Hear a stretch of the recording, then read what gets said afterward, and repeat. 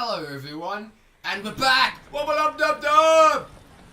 Today we're at Hawthorne Crits. Very fun race, as it usually always is. Behind me right now is Marty. He's my artisan teammate, although he is incognito.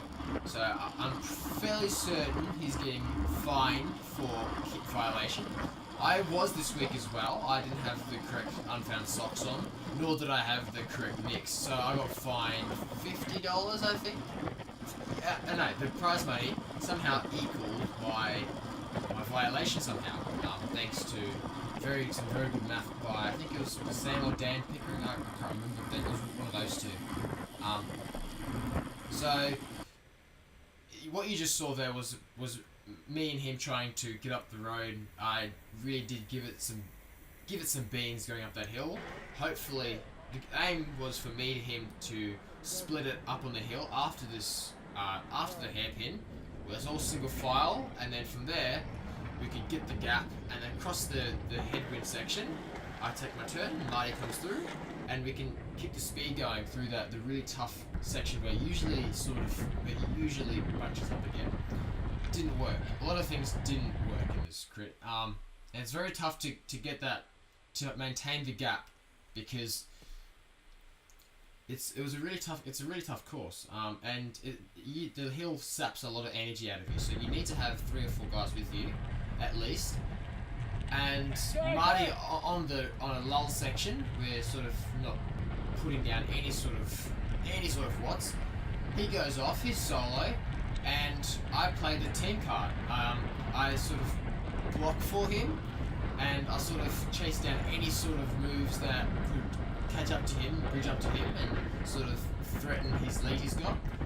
And usually when a teammate does what I'm doing, the person who's trying to bridge usually stops the attack because they don't want to drag the whole peloton with them, and they usually don't want to drag a teammate with them, because then I sit on, or Marty sits on, and we've got one of us have fresh legs for the sprint. Although I did drop the ball in this instance, I was feeling very, very fatigued, and I didn't have the acceleration to get up to it. So I dropped the ball, but I've started to feel fresh, and I kept the momentum going as I come into the corner, and then I accelerate pretty hard to get onto this wheel. My legs are burning, but I just tell them you have to shut up now. I don't care how you feel. But as soon as they bridge up to him, bridge up to the chasers, they bridge up to Marty, and all Gruppo Compacto. And because it's Gruppo Compacto, I'm just going to sit in for a little bit. Nothing was really going off the front.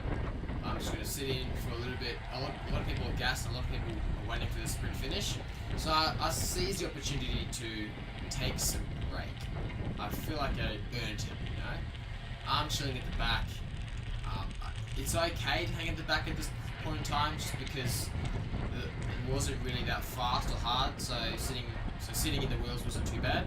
I am breaking my rules a little bit, but because I was sitting at the back and I lulled the front, I kept my momentum going, and I was able to go on the lull.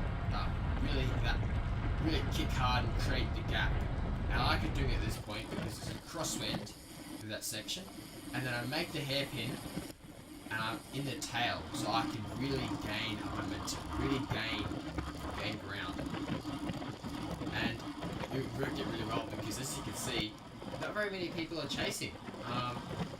People don't really want to chase when there's 3 laps to go, because for one, it's too late in the race to really put down some big energy needs. And it's also a little bit too early for them to be able to have enough energy for the sprint as well. A little bit early for the sprint, a little bit late to go. So,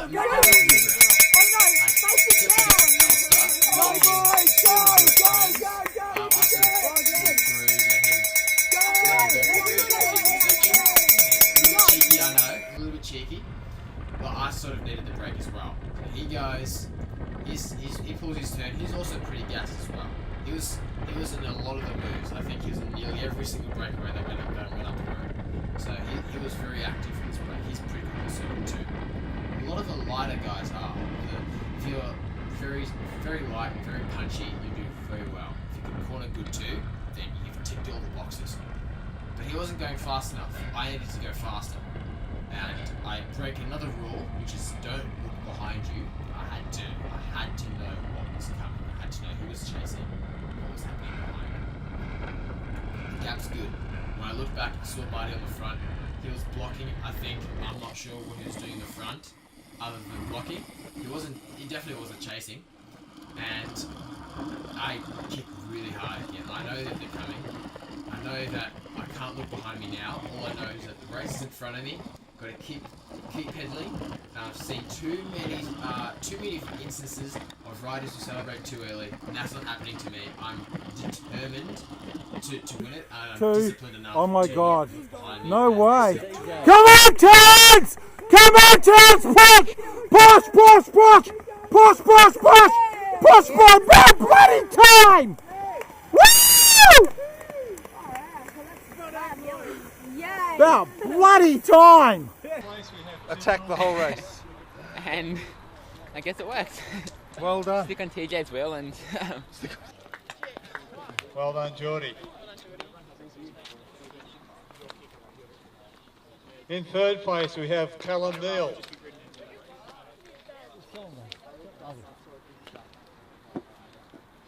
In second place, Alistair Hastings.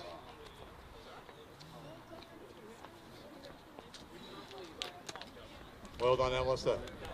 And in first place, Terence Hoare. Well done, Terence. About bloody time.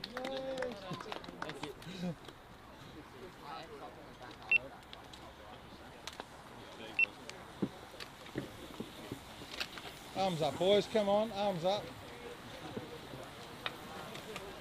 Good photo for the old man. Come on. Guys, look at this. Glasses buddies. Glasses buddies. Oh, look at this. That looks good. Now tell me, Terence, what was the tactics of today's race? So the tactics were for me and Marty to hopefully got off the road, and the plan was to sort of, I won't tell the plan because I'm not sure if I'll be in B grade for much longer, but the plan is for me and him to go off the front and try and hold it. We tried it a couple of times, but no dice. I think it was a little bit too hard for where the wind is situated, just around the bend, so it was headwind and too many people, it was easy to bunch up. And just, I think it's found an opportunity for me to go, and I took it. All right, Marty, tactics were you were supposed to work together. What actually happened there? No, there've been quite a few attacks from the outset. Smallish group, windy conditions, so people might have fancied their chances to get off the front. I think I went at about 19 minutes or so in a 30-minute race. Got easily away, but didn't have any company, so saw that. Hard to stay away. And then TJ, opportune moment, probably 3 or 4 laps to go? Oh, I think it's maybe 3 laps to go. Yeah. 3 laps to go, went off the front, which is a good time to go in a race where there's been a few breaks already. People are feeling it a bit. And then hung on. Now, we were talking before. We were saying one of the problems with Hawthorn is it's a hilly course. Up, down all the time. Yep. Now, I don't have too much problems when I get past the finish line, but how did you go up and down the hill all the time? Yeah, I'm good past the finish line too. Oh, gravity kicks in, does its thing, makes it a bit easier. But yeah, you see on the podium most weeks it's the smaller, lighter blokes who seem to do well. Yeah, he's a skinny run since he went on that vegan diet for a little while, isn't he? It's a good build for cycling. I think I wouldn't recommend it just because it's too hard to get iron in and first-hand experience. So yeah, in case you didn't know, TJ went a little bit anemic in the end, and we had to shovel meat down his throat to get the iron levels back up. I don't like supplements. Thank you for watching All But The Bike. Subscribe here, watch our latest video here, watch different content over here, and follow me on Instagram, Strava and Facebook.